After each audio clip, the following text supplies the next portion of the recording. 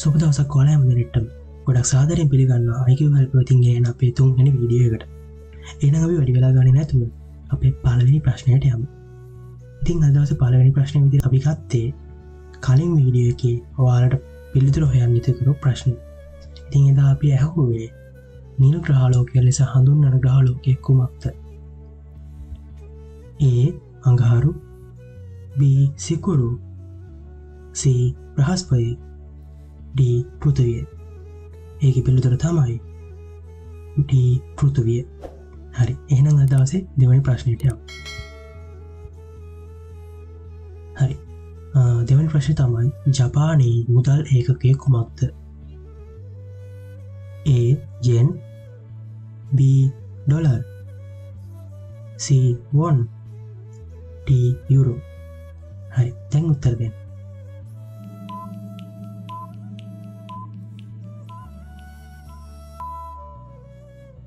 හරි. පිළිතුර තමයි A yen. හරි. දැන් ඔයාලට බලා ගන්න පුළුවන් විවිධ රටවල මුදල් ඒකක සංකේත වගේක්.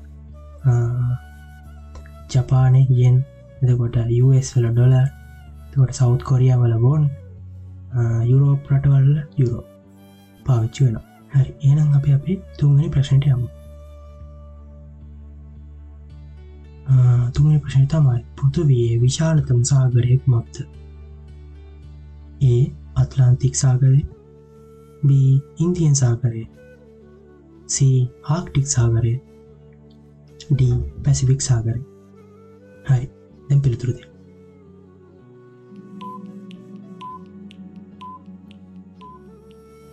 හරි. පිළිතුර තමයි D පැසිෆික් සාගරය. හරි.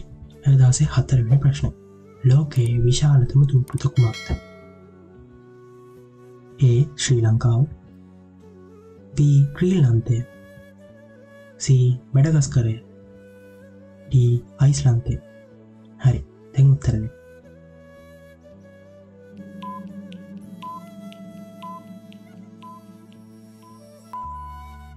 හරි. පිළිතුර තමයි B ග්‍රීන්ලන්තය.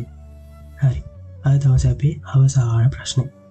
අද දවසේ අවසාන ප්‍රශ්නේ තමයි 2023 එක් දින ලෝක කුසලානය දිනාගත්තේ A ඉන්දියාව, B ඕස්ට්‍රේලියාව, C එංගලන්තය, D පාකිස්තානය. හරි. දැන් උත්තර දෙන්න.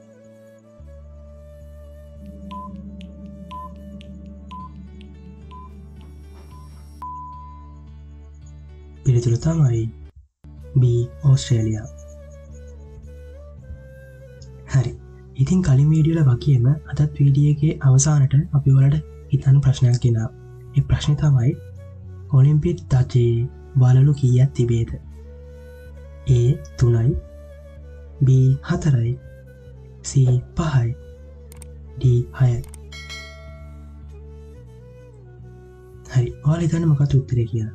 උත්තරේ දන්නවනම් කමෙන්ට් එකක් දාන්න.